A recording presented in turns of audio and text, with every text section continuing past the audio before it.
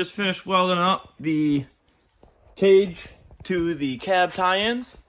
So got some plates made, dimple dyed them all up, and welded those all in. I did weld all those in with silicon bronze. If you're not familiar with silicon bronze and what it's used for, this is the stuff that I've used. Silicon bronze by Blue Demon, some 16th inch. This is it's a lot softer metal, and the reason why I use that for the tie-ins on the cage to there versus using like a regular mild steel filler is because the stuff actually allows more vibration and won't crack with a lot of vibration. So when you're welding stuff like that, welding the A-pillar to the actual cage, so you know this whole cab is now attached to the cage right there. When you do that, you want to, this metal will allow for a little bit more vibration because it's such a soft material.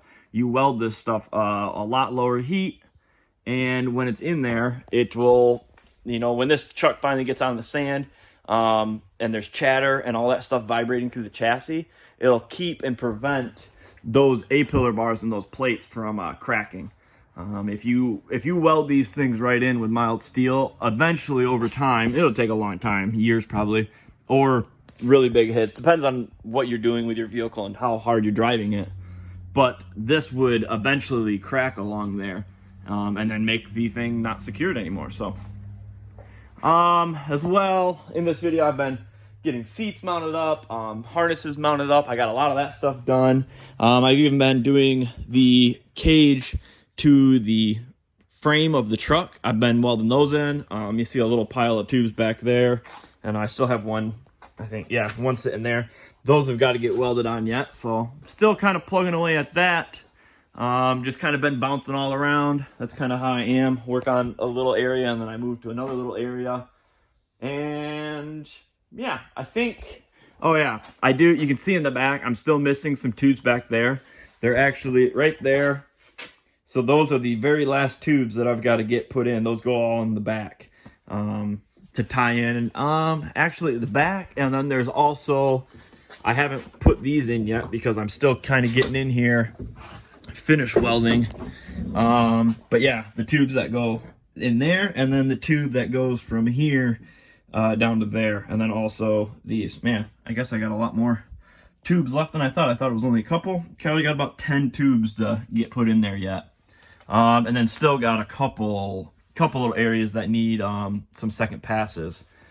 And then we're going to start putting the dash back in it. So that's kind of where I'm getting at, is trying to get the seats. I got some tabs all done up. I made them, they're fixed tabs, but 4 different holes, so it's a little bit of adjustable. It's not like a seat slider, but you could unbolt this thing and move this thing in and out. I got the harness bars in here, so kind of just plugging away more and more, trying to really get my main focus that I've been focusing on now is getting this cage kind of complete. I wanted to get this done. I still need to do some tie-ins here, and then trying to get set up in the next week to get a windshield installer to come out and install a windshield back in this thing. So kind of where I'm at on this, a few little updates. And now the reason I'm getting on here to talk is I'm going to take a little break from this for a day. I've got a sand car that's been in here before, the orange sand car that I did some frame repair on a few months back.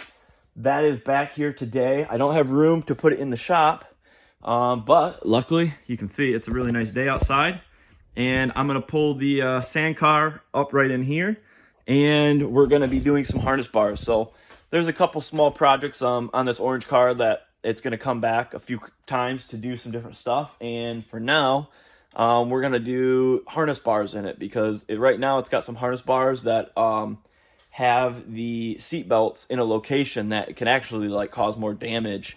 If there was a severe wreck in that car, you might be potentially looking at some back injuries based on how these seat belts are mounted. So I'm going to get that thing fired up and pulled up here, and then I'll kind of show you the sand car and why we're fixing it and why we're going to put some different bars in there to bring the seat belts up and make it a little bit safer for in the event of a wreck, and actually honestly not even a wreck, you could have a situation with a big G out or something like that where you kind of compress, and the way that straps are set up like this, you can actually get, you're kind of like preloading your back with compression, and you can get injuries caused by this. So we'll kind of go over that when I fire the thing up and pull it over here.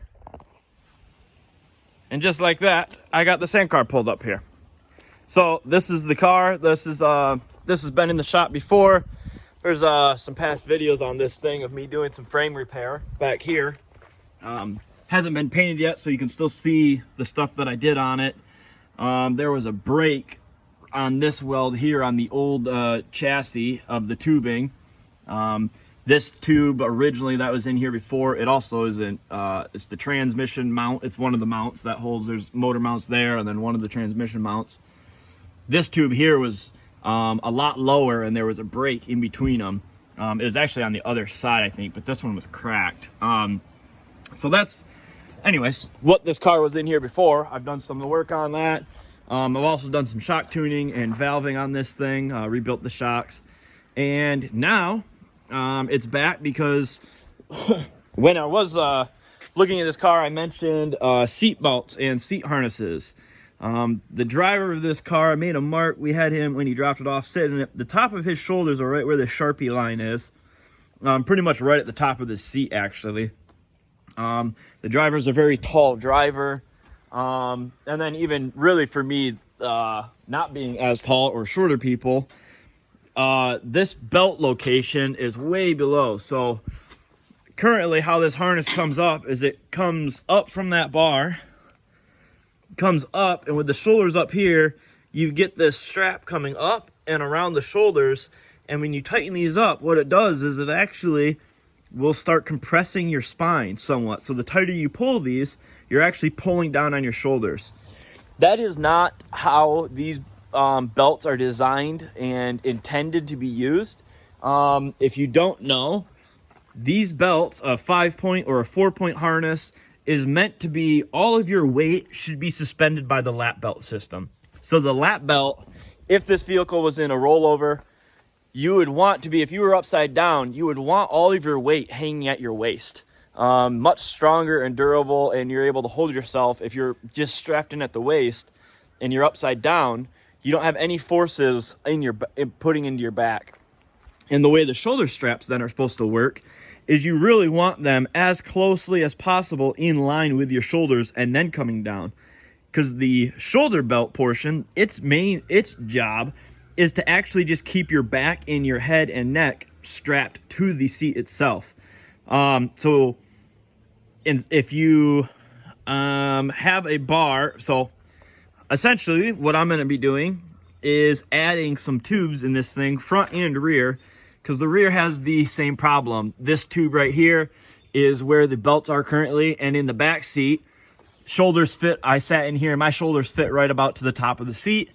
You have the same thing. This strap is coming up probably around 10 inches in the front and the rear, is coming up and over, and then your shoulder is there. And as you tighten these belts down, because they tie into the lap belt, you're pulling that down and you have this arc, and it's actually compressing your back. So you actually get your spine to be a little bit loaded.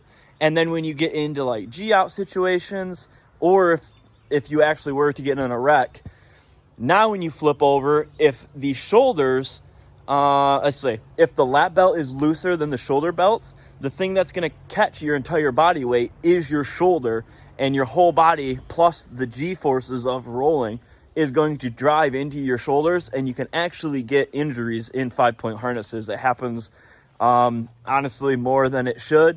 The combination of suspension seats and not properly mounted harnesses can cause a lot of like low back compression, kind of slip disc, in extreme cases, that type of stuff. You'll get, if you get out of a car that has seats, or a pre-runner truck or something like this that has lap belts like this, you might notice, man, my back's like really sore. That should not be happening. You should not be getting out of these cars, especially if you're just running around the whoops, not doing anything too extremely crazy, but you're just running around, going through some G-forces and some hits. If you're getting back compression and pain, A lot of it might be due to the belt and that tension, because same thing, imagine like a roller coaster when you go up and you get weightless. Same thing when you're going up. If your shoulder belts are tighter than the lap belt, as you rise over a hill and get that like weightless feeling, your body weight and the G-forces are going to drive you up into those belts. So over time, you're kind of driving your shoulders up into the belt, and then you're landing back on your butt and you're compressing. That can cause your back and back to hurt, and then ultimately it can cause some injury. This is supposed to be fun.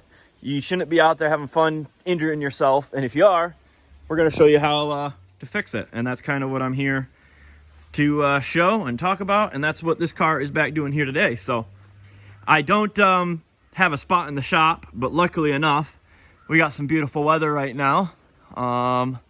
Blue skies, nice and sunny. I got this nice tree shading me, so I'm not dying of heat yet.